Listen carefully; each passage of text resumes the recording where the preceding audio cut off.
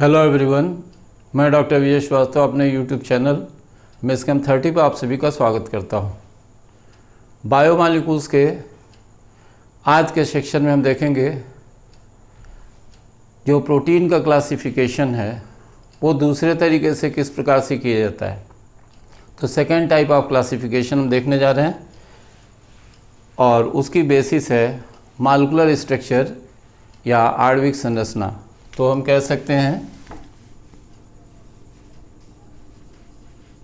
Classification of proteins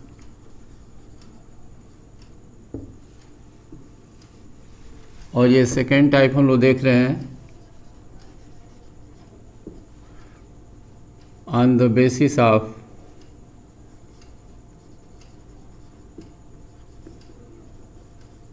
molecular structure.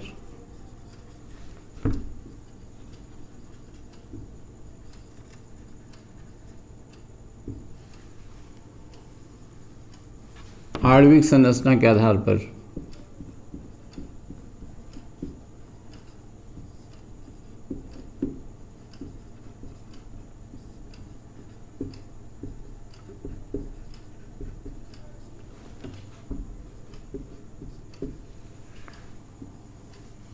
तो इस basis पर जो प्रोटीन्स होते हैं वो दो तरह से होते हैं, दो प्रकार के होते हैं।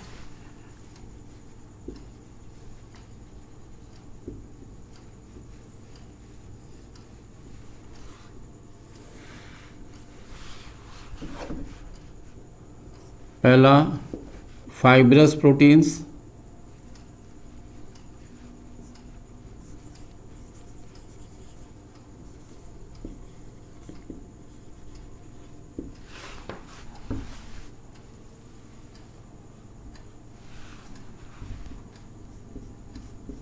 और दूसरा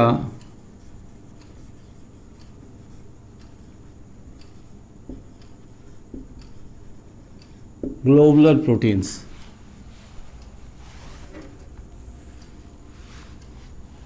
फाइब्रस प्रोटीन को हम हिंदी में रेशेदार प्रोटीन भी कहते हैं।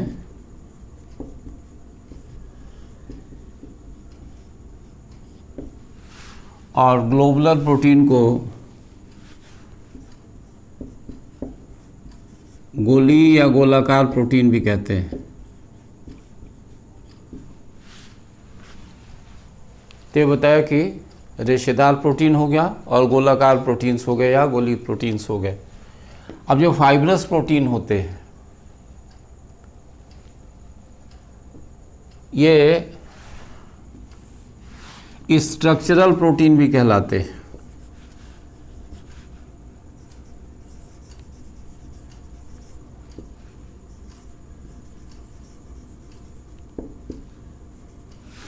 यानी संरचनात्मक प्रोटीन।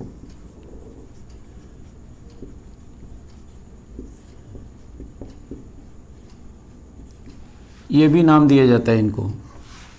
और जो गोलीय प्रोटीन या ग्लोबुलर प्रोटीन्स हैं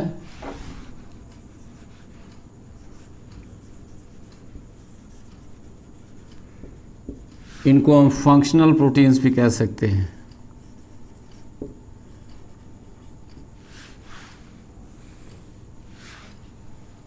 यानी क्रियात्मक प्रोटीन।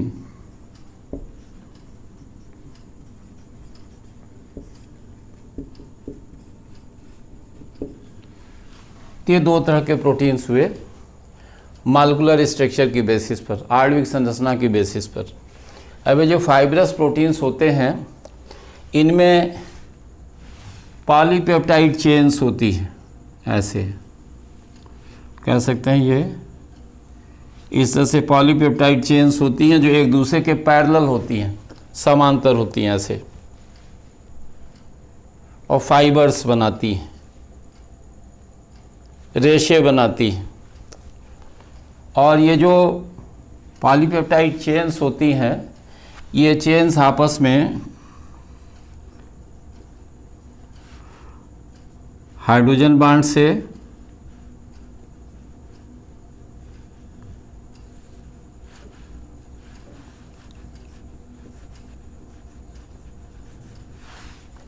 या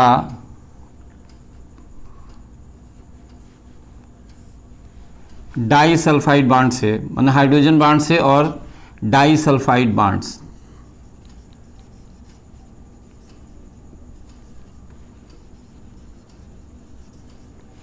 इनसे जुड़ी होती हैं आपस में। यहाँ भी बांड्स बन सकते हैं इस तरह से। सभी जो ये लीनियर पॉलीपेप्टाइड चेन्स हैं ये आपस में हाइड्रोजन बांड और डाइसल्फाइड बांड से जुड़े रहते हैं। और ये जो ग्लोबुलर प्रोटीन्स होते हैं ये फोल्डेड होते हैं, इसमें फोल्डेड पॉलीपेप्टाइड चेन्स होती हैं।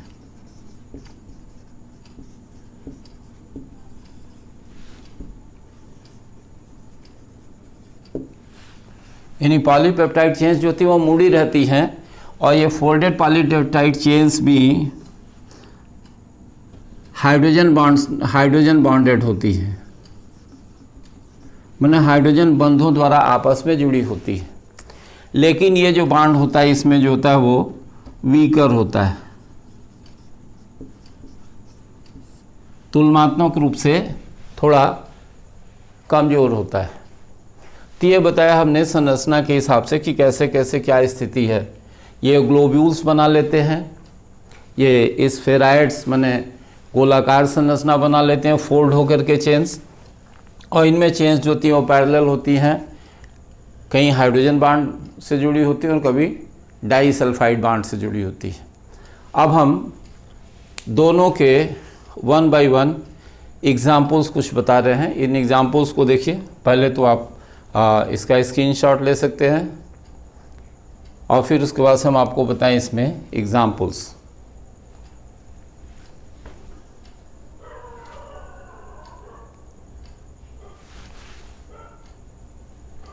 तो अब हम एग्जाम्पल्स देखना चाहते हैं इसमें।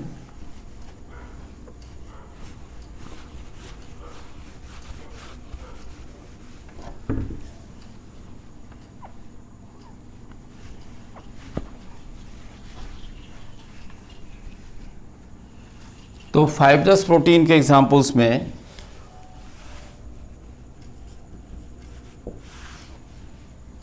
जैसे हम इसमें कह रहे हैं केराटिन,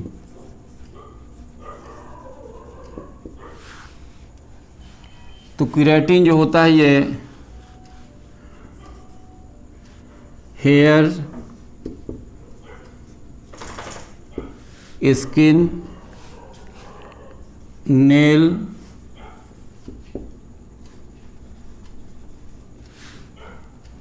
ऊल,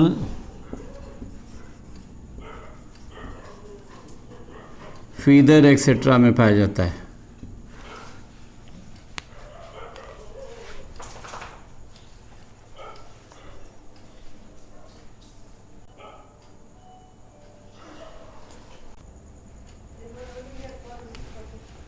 तो आपको बताया कि केराटिन जो है वो हेयर में, स्किन में, नेल में, ऊल में, फीदर एक्सेट्रा में पाया जाता है। इसी तरह से इलास्टिन,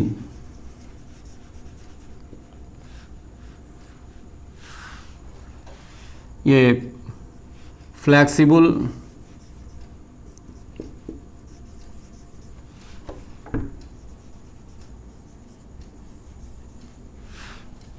मसल्स में और लिगामेंट्स में पाया जाता है।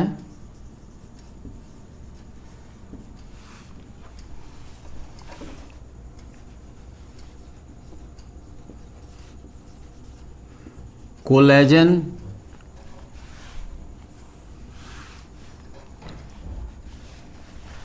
बोन्स में, कार्टिलेजेस में, ब्लड वेसल्स की वॉल्स में,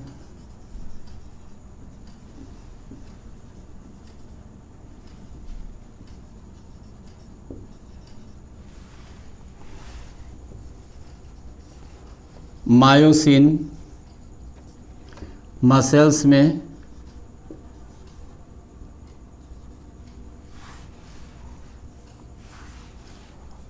और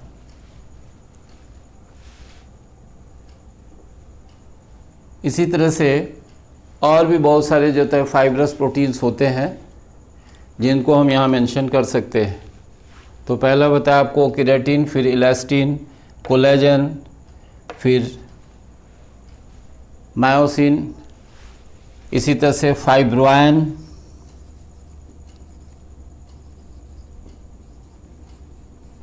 जो सिल्क में पाया जाता है।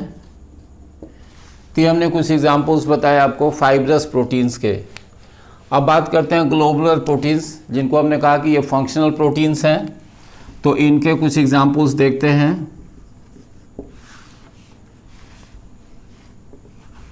जैसे पेप्सिन, ये एक एंजाइम है, डाइजेस्टिव एंजाइम है।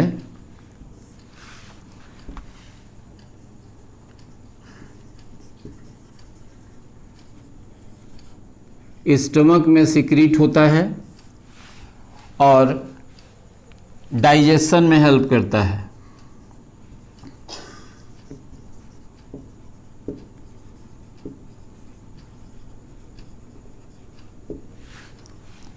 उसी तरह से इंसुलिन, ये एक हार्मोन है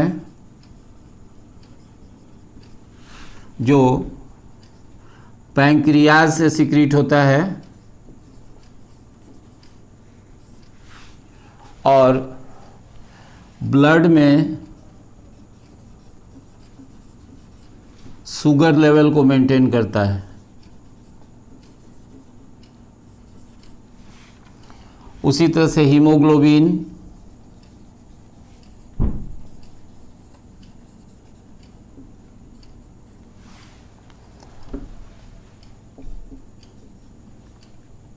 लंग्स से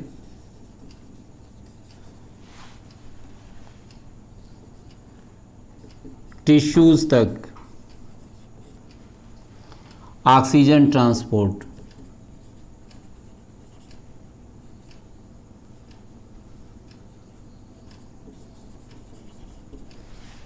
तो बताया आपको कि पेप्सिन जो होता है वो एक डाइजेस्टिव एंजाइम है, जो इंसुलिन है वो एक हार्मोन है, हीमोग्लोबिन ये ऑक्सीजन ट्रांसपोर्ट, ऑक्सीजन कैरियर का काम करता है, लंग से ऑक्सीजन को टिश्यूज तक ले जाता है। और इसी तरह से कुछ एंटीबॉडीज़ होती हैं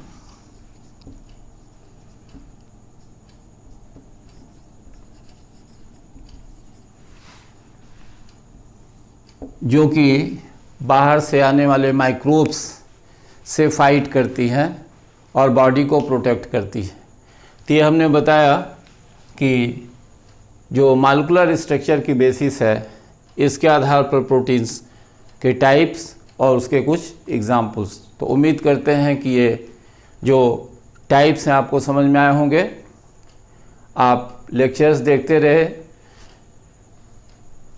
वीडियोज़ में जो भी आपको प्रॉब्लम्स होती हैं वो प्रॉब्लम्स अपने कमेंट के माध्यम से मेंशन कीजिए। आपके व्यूज़ बहुत ही इम्पोर्टेंट हैं। वीडियोज़ देखते रहिए। बहुत बहुत धन्यवाद।